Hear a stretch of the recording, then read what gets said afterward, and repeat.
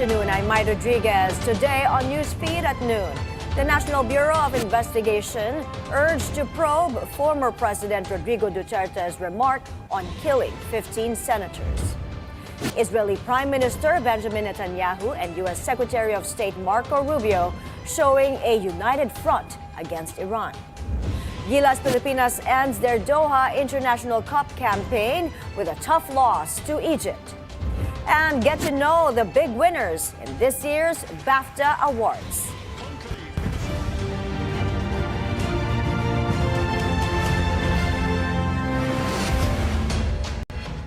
Thanks for joining us. We begin with new calls to probe former President Rodrigo Duterte, this time for suggesting killing 15 senators. Duterte made that quip in a campaign rally last week, so his senatorial candidates could supposedly secure seats in the chamber. But the remark did not sit well with several congressmen who are now urging the National Bureau of Investigation to conduct a probe. Assistant Majority Leader Zia Adyong stresses words have power, especially when they come from someone in such a high position. He adds if, quote, certain statements warrant legal scrutiny, it is imperative that all similar declarations be assessed fairly and consistently. The NBI last week filed inciting to sedition and grave threats charges against Duterte's daughter, Vice President Sara, for allegedly threatening to have the first couple and the House Speaker assassinated. President Bongbong Marcos also not letting Duterte's latest remarks slide.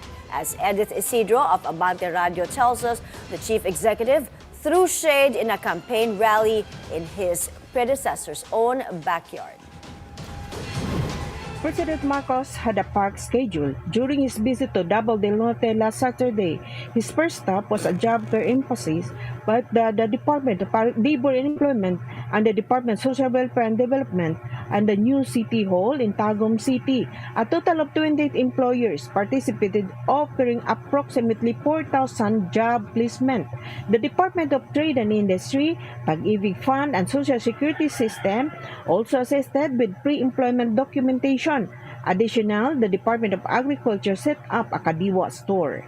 The President's message seemed to carry a romantic undertone in line with Love Month. Alam niyo po, ang serbisyo namin sa gobyerno tulad ng pagmamahal, buo, kompleto at hindi nang iiwan. The municipal ground of Carmen, Davao del Norte were filled with people wearing red as the President attended an event to campaign for the senatorial lineup of the Alyansa ng Bagong Pilipinas in the Duterte's family's known bulwark. It can be recalled that Marcos and Duterte camps were once allies, securing victory for PBBM and BP Sara in the last presidential election. However, they are now considered political rivals. And right in the stronghold of the former President Rodrigo Duterte, President Marcos Jr.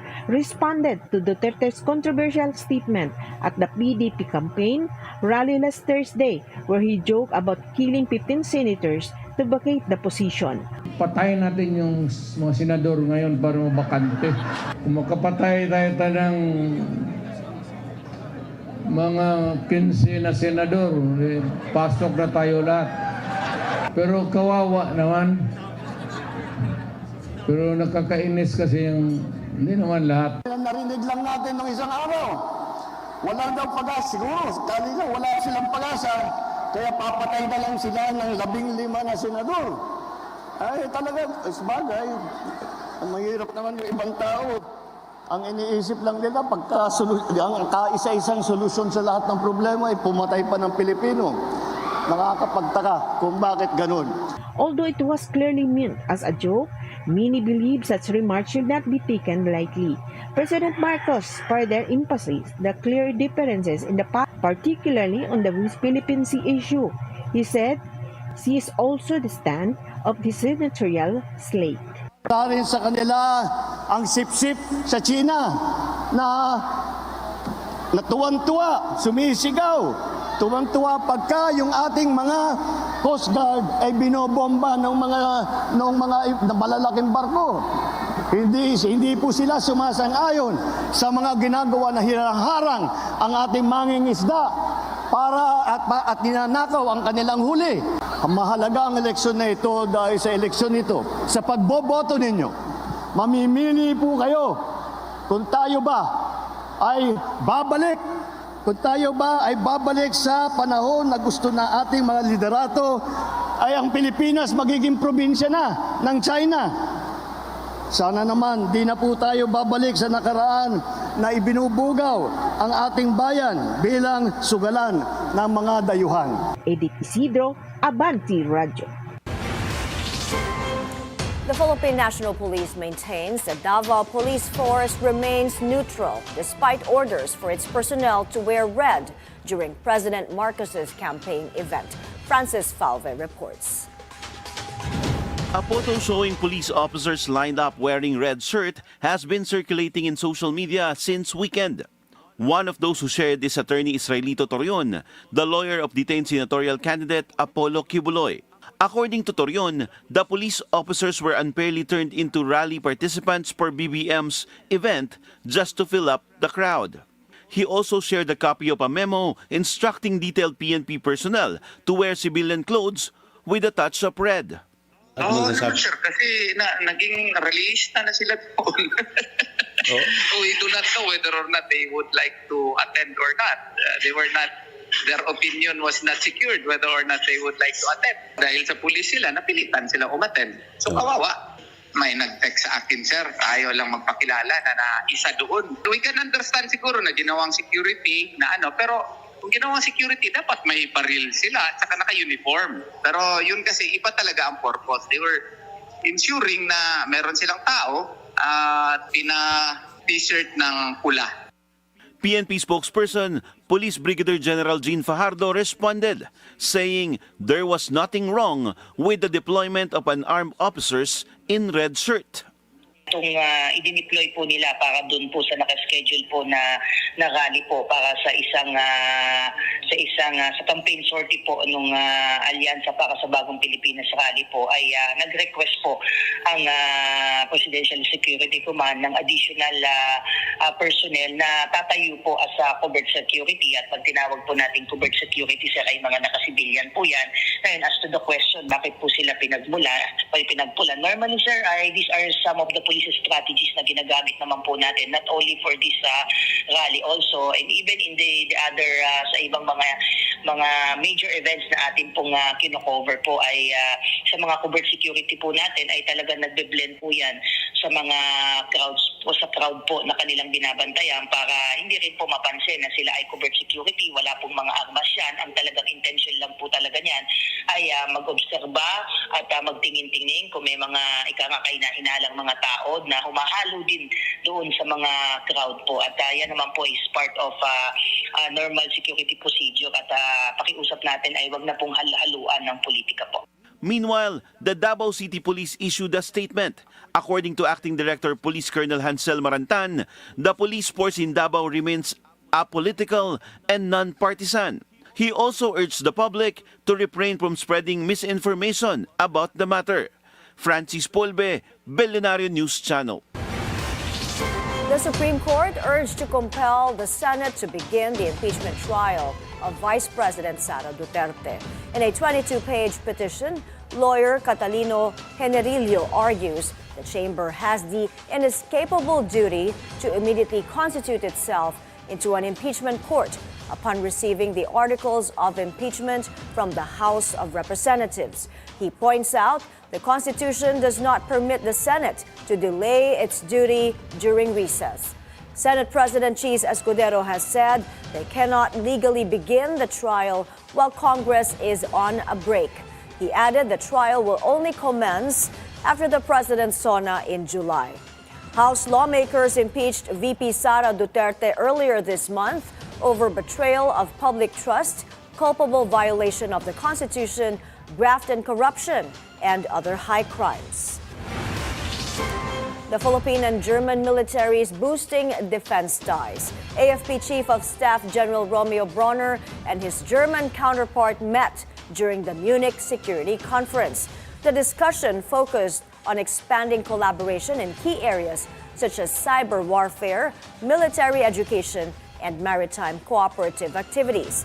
The AFP asserts the engagement aims to enhance the interoperability and capabilities in addressing shared security challenges. Meanwhile, Foreign Affairs Secretary Enrique Manalo asserted the country's stand on the West Philippine Sea during a roundtable discussion on maritime tensions in the Indo-Pacific. He stressed the Philippines remains steadfast in defending the rules-based international order and the rule of law, particularly UNCLOS.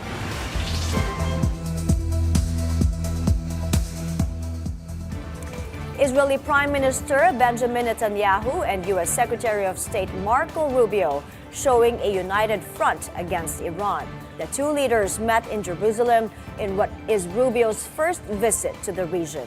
They say Israel and the U.S. are both determined to thwart Iran's nuclear ambitions and its influence in the Middle East.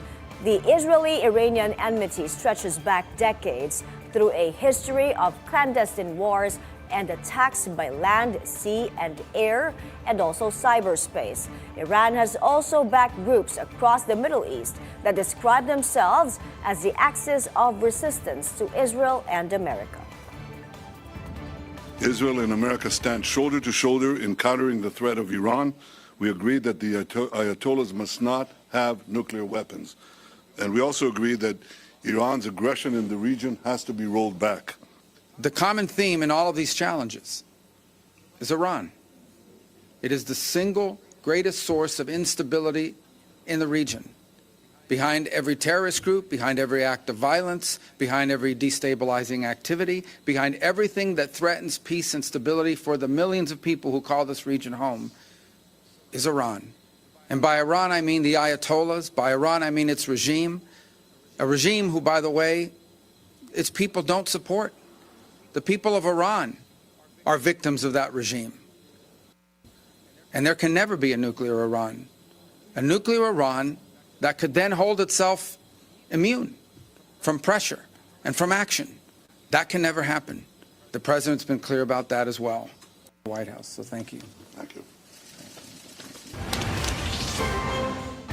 Prime Minister Netanyahu also praising U.S. President Donald Trump's plan to resettle Palestinians from Gaza. In a speech before Jewish American organizations in Jerusalem, Netanyahu argued Palestinians should be given the option to leave the area. Why not give Gazans a choice? Everybody said this is the largest open-air prison in the world. Not because of us. We let people leave. In fact, if you want to know, over the last couple of years, 2 years I think, 150,000 Gazans left. You know how they left? Because they bribed their way out, not to us. They bribed their way out. The rich could leave. But if other people wanted to leave, give them a choice. Not forcible eviction, not ethnic cleansing. In a war zone, people leave. We try to get the population to leave, to get them out of harm's way in Hamas with rifles, with gunfire, try to prevent them from leaving. So we moved them around so that they would get out of harm's way. But if people want to leave, if they want to emigrate, it's their choice. And I think President Trump's plan is right on the dot. It's the right plan. Trump has warned of a U.S. takeover of Gaza and has called on Palestinians to leave. Critics have said the move amounts to ethnic cleansing. Over in Washington, President Trump reiterates his support for Israel's next actions in Gaza. Trump says Prime Minister Netanyahu can do whatever he pleases. This comes after Hamas released 3 hostages on Saturday before a key deadline.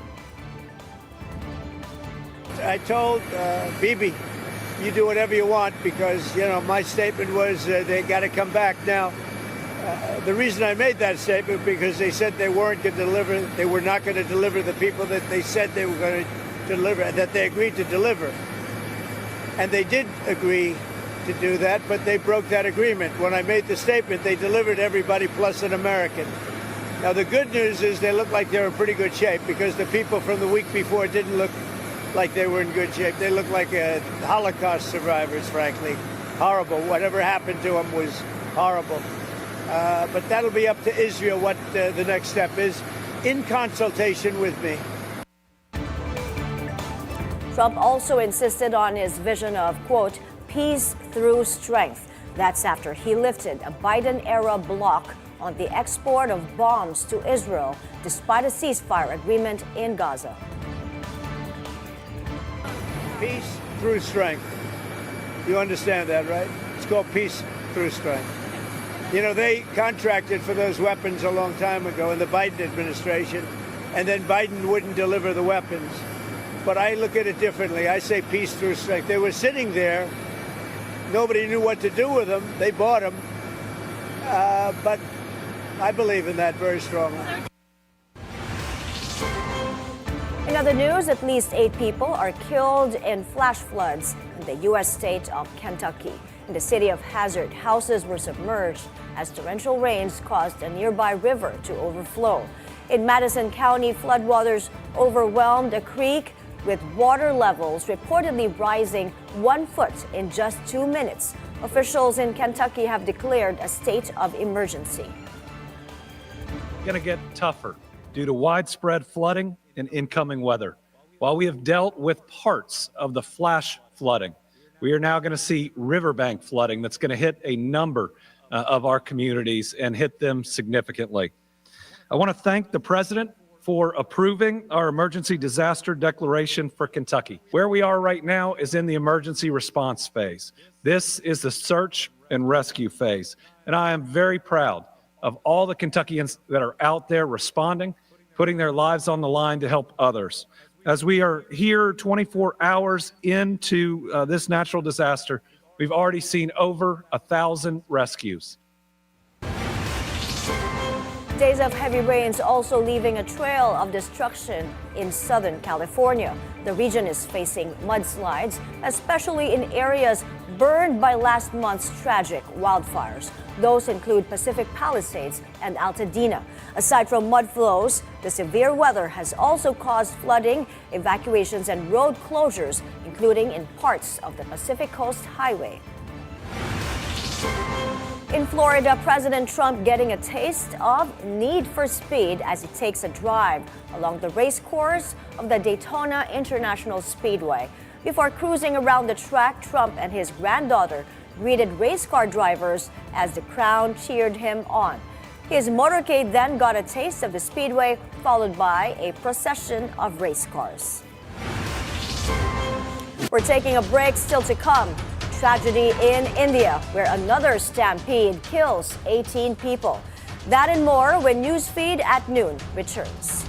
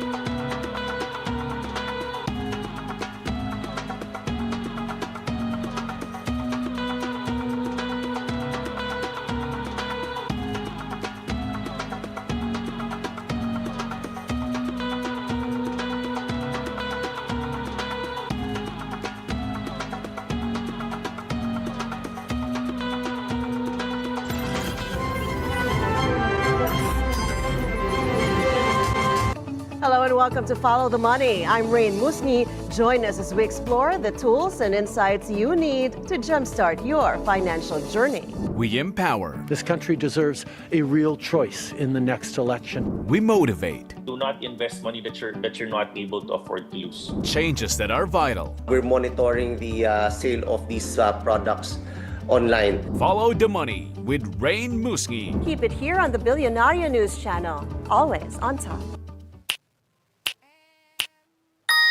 In response to the South China Sea, we further agreed to strengthen the Philippines-Japan partnership. In particular, we confirm that Japan will continue assistance to the Philippines, including official security assistance for enhancing maritime security and official development assistance for improving maritime safety capabilities.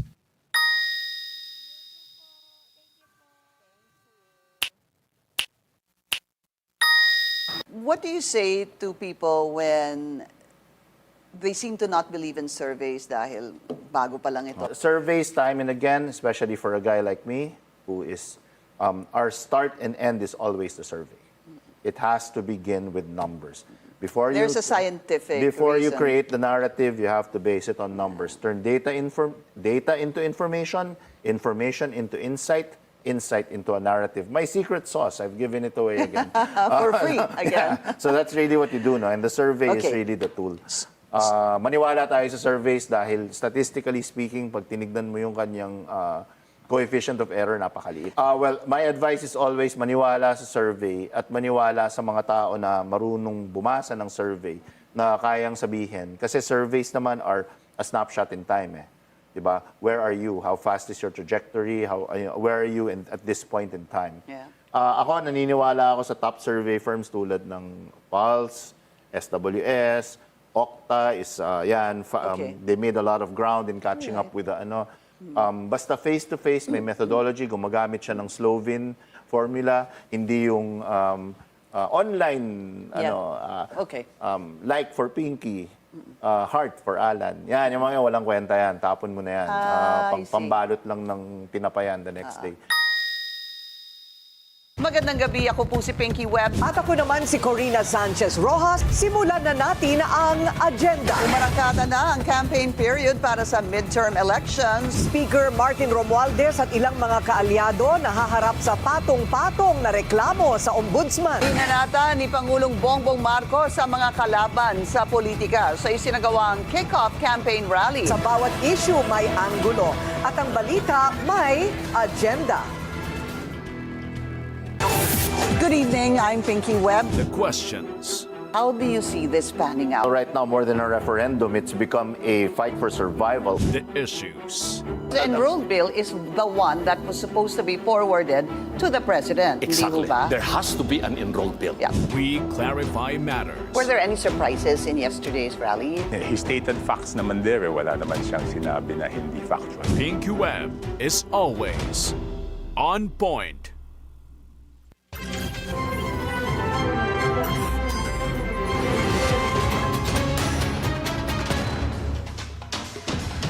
You're back on Newsfeed at noon. A number of high-end luxury cars were seized this morning in Makati City. Authorities believe the vehicles are smuggled. Hannah T joins us for the details. Hannah, who owns these cars? My authorities are still checking who owns these high-end vehicles, but they're looking into a possible link with high-ranking Pogo officials. The vehicles valued at 366 million pesos, including Ferraris, Porsche, and a McLaren, all found inside this warehouse operated by a CH High-End Motor Service Center. The customs at the Philippine Coast Guard raided this facility last Friday. Agents served a letter of authority to verify if the vehicles were legally imported. Inside, they found more than a dozen high-end cars, including a Ferrari 488 Spider, a Porsche Targa, and a Mercedes-Benz G63 AMG. The showroom has now been padlocked and sealed while customs conducts a full inventory. The owners have 15 days to prove proper taxes were paid or these vehicles could be forfeited. This comes just a few days after customs seized 1.4 billion worth of luxury vehicles in Pasay and Parañaque. Investigators say smugglers are getting bolder and they're now looking at possible connections to Pogo groups operating in the country. And with Pogo operations officially shut down, authorities suspect workers trying to sell these luxury cars before fleeing the country. Customs is still determining who brought these cars in and how they entered the Philippines, and they're also looking into possible backers who may have helped, which may include high-ranking government officials. Mai? Hannah, how exactly are authorities connecting these vehicles to Pogo workers?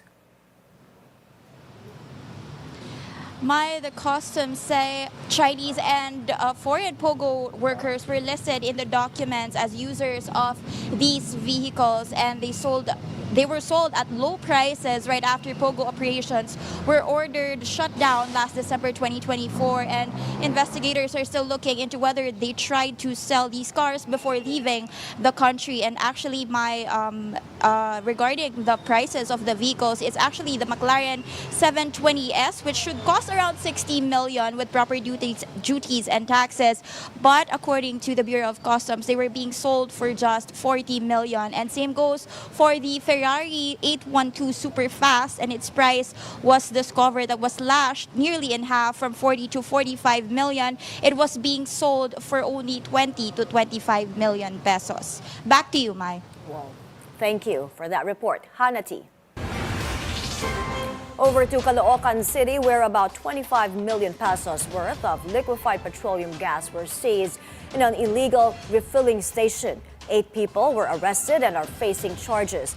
They don't include the firm's alleged bosses who fled the scene and remain at large. Police say the raid on the Pyro LPG Corporation was conducted after receiving complaints for the company's alleged unlawful refilling practices. The local government of Quezon City urges residents to immediately consult a doctor if they have symptoms of dengue. In an interview on BNC's Weekend Agenda, the city's Epidemiology and Surveillance Division chief says it is important to know confirmed cases for proper treatment and help prevent the spread of the disease.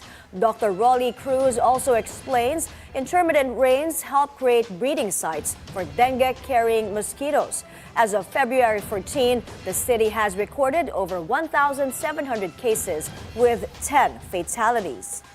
Kailangan maalam yung ating mga magulang, na kailangan yung kanilang mga anak pag nilalagnat ay dapat matignan agad ito ng doktor, Bukas po yung ating mga health centers. PHIVOLCS is closely monitoring the Taal and Canlaon volcanoes after again spewing ash. As Paulo Barcelon tells us, the possibility of a stronger Canlaon eruption remains high. 2 phreatic eruptions happened in Taal volcano over the weekend. On Saturday night, the volcano spewed ash that nearly reached a kilometer high and lasted for almost 4 minutes. Sa degassing activity po siya ngayon, so madalas marami siyang binuhugang sulfur dioxide gas. Ito ay tinatangay doon depende sa drift po ng hangin. So for this season, madalas po nasa southwest po yung drift, yung pinupuntahan ng hangin. Authorities are closely monitoring Taal volcano as well. Though still under the lowest alert level, entering the volcano island is still not allowed. Aircraft are likewise advised to avoid flying near the crater. PHIVOLCS is also watching the activities of Mount Canlaon in the Negros Island region. The volcano released nearly 3,000 tons of ash in an 8-minute phreatic eruption on Saturday. So, pag dumami po yung ash emission event, para pong lumalaki po yung chances of an eruption. So, binabantayan po namin yung seismic activity ng vulkan. Also, yung ground deformation po kasi po yung vulkan natin is continuously nag-inflate po or nag-swell. The ashfall reached Bago City in Negros Occidental. The volcano is currently under alert level 3 and no one is allowed in the 6-kilometer danger zone. As authorities say, the possibility of a stronger eruption remains high. Paulo Barcelon, Bilyonaryo, News Channel.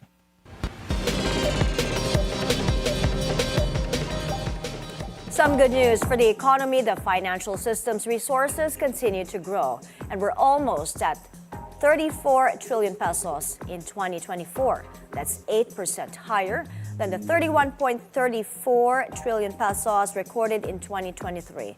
Financial system resources include deposits, capital, bonds, and debt securities, which help fund businesses and the economy.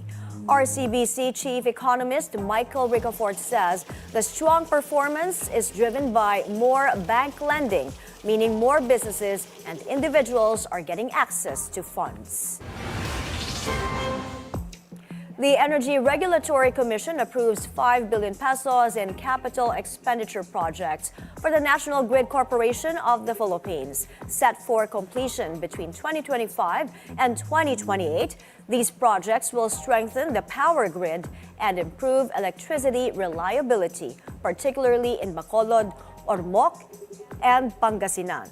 Key developments include the Granada 230 kilovolt substation program, the La Carlota 138 kilovolt substation project in Negros Occidental, and the Nagsaag-Tumana 69 kilovolt transmission line project in eastern Pangasinan. This is expected to boost power stability, reduce outages, and support industrial growth, especially in key economic hubs. Following a drop in their stock prices, Bilyonaryo James Go buys more shares in his family's publicly traded companies, Robinsons Retail Holdings Incorporated and Universal Rubina Corporation. Go acquired over 640,000 shares of Robinsons between February 11 and 13, purchasing at almost 36 pesos per share. That's as the stock fell to 33.75 pesos, its lowest price since listing a decade ago. He also bought more than 368,000 shares of URC at prices up to 63 pesos per share after it dropped to a 12-year low of 57.80 pesos. With these acquisitions, Go now holds around 111 million pesos worth of URC stock and 1.2 billion pesos in Robinsons shares. Up ahead, an update on the Pope's health after he was hospitalized 2 days ago. Stay with Newsfeed at noon.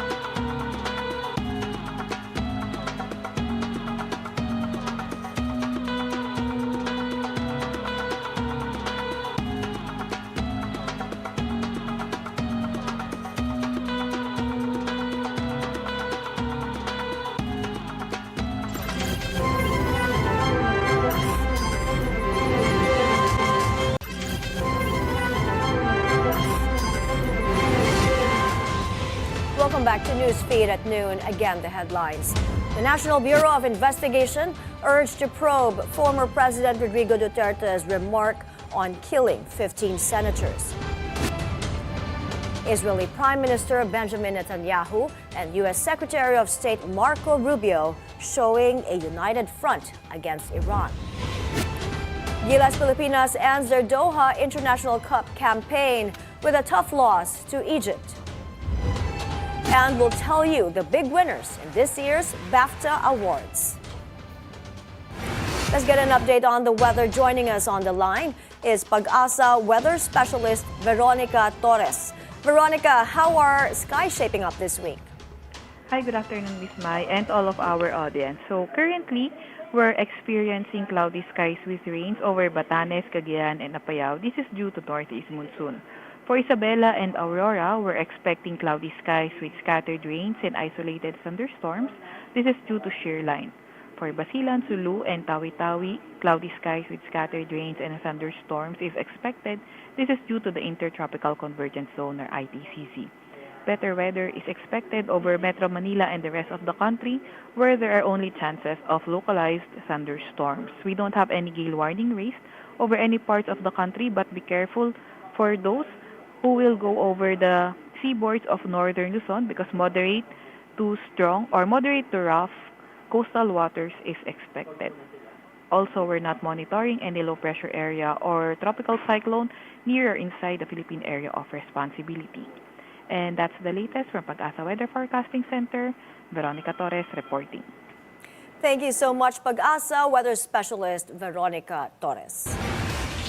The Philippines aims to produce 80 million liters of milk by 2028 with the help of French funding. This comes after the National Dairy Authority signed a memorandum of understanding with France-based Phylum Sarl to build a modern dairy farm in Bohol. The facility will house over 300 cows and process up to 10 metric tons of raw milk daily, a move seen as crucial to boosting local milk production. The Philippines currently produces only 1.66% of its milk supply, with the rest imported due to poor feed, high costs, and lack of infrastructure. The family of world-renowned chef and restaurateur Margarita Flores has announced the details of her wake. Her son Amado says the first 2 nights will be held at Bahay na Puti in Cubao. Today, February 17, is reserved for her hospitality teams. Tomorrow, February 18, is for friends and family. February 19 is when the public may pay their respects at the New Frontier Theater from 11 a.m. to 10 p.m. with a novena mass at 7 p.m. Instead of flowers, the family encourages donations to her chosen charities. Flores, who was named Asia's Best Female Chef in 2016, leaves behind a legacy of excellence in Filipino cuisine. She was 65 years old.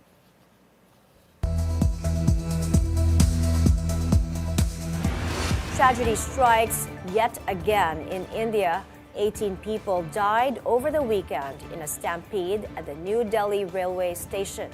Passengers were waiting to board trains to Prayagraj city, where the Maha Kumbh festival is taking place, when the incident happened. More than a dozen others were injured, while some family members are still looking for missing loved ones. Just weeks ago, dozens were killed in a stampede at the festival as millions gathered to take a dip in holy rivers. There was a massive crowd at the railway station platform.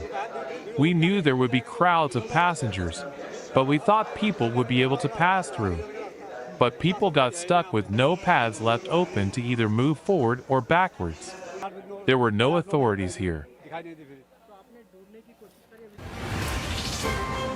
Pope Francis in stable condition as his treatment continues. The 88-year-old Pope was hospitalized in Rome 2 days ago due to a respiratory tract infection. Francis was unable to deliver his regular Sunday prayer to pilgrims at St. Peter's Square.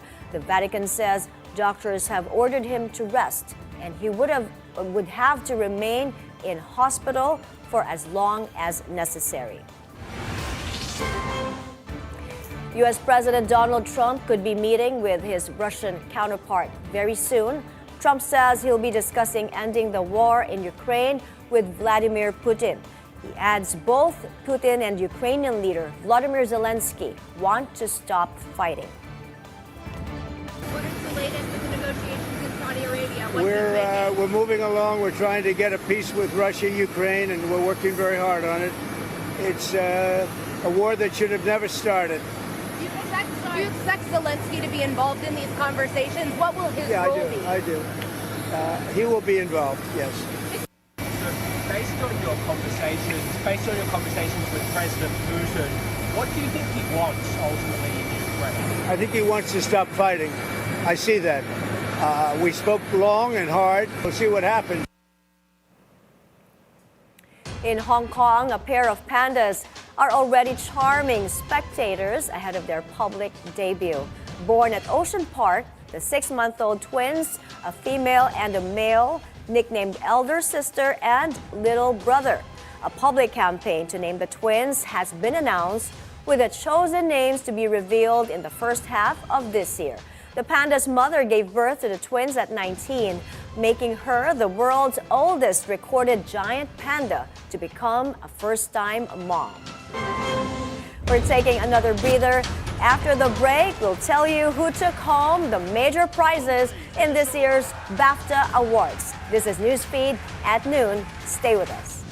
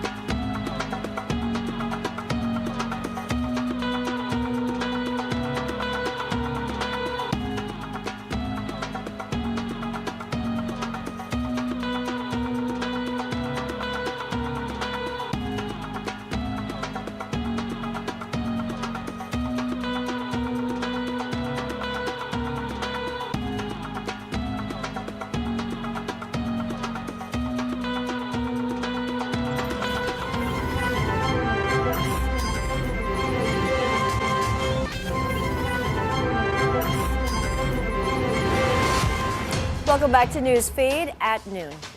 Sad news in entertainment. South Korean actress Kim Si-ron found dead at her home Sunday. She was only 24 years old. A friend who was visiting Kim discovered her body and called the police. An investigation into the cause of death is underway. Kim was among South Korea's most promising actresses, having starred in the 2009 hit film A Brand New Life and the country's highest-grossing movie of 2010, The Man from Nowhere. Her career, though, took a hit after a drunk driving incident in 2022. Kim's last role was in the Netflix 2023 series Bloodhounds. On to the big winners in this year's BAFTA Awards, which was held Sunday at London's Royal Festival Hall. The papal thriller Conclave picked up 4 awards, including Best Film and Outstanding British Film. Epic drama The Brutalist also scoring 4 wins, with Brady Corbet earning the Best Director award. Adrian Brody, meanwhile, was hailed Best Actor. Other winners include Mikey Madison, who won Best Actress for her role in Anora. Kieran Culkin was Best Supporting Actor for Real Pain or A Real Pain, while Zoe Saldana was Best Supporting Actress for Emilia Perez. In sports, it's on to the next for Gilas Pilipinas as they wrap up preparations for the final window of the FIBA Asia Cup qualifiers. The men's national team lost to Egypt for their last assignment in a pocket tournament in Qatar. Final score 86-55. The Philippines ends the friendlies with 1 win and 2 losses. Gilas earned its only victory in the tournament against the host country in the opener. Gilas is headed to Taiwan to face Chinese Taipei Thursday, February 20, and they will face New Zealand on Sunday, February 23rd. Gilas is already qualified for the FIBA Asia Cup, which tips off in August in Saudi Arabia. And from the hardcore to the Terraflex, as the NU Lady Bulldogs start strong in their quest for a two-peat in the UAAP. The defending champs beat the De La Salle Lady Spikers in a finals rematch Sunday at the Mall of Asia Arena. Final score 25-23, 25-21, and 25-18. Queen Bulldog and reigning MVP Bella Belen led NU with 10 points off 10 kills, plus 3 aces and a block.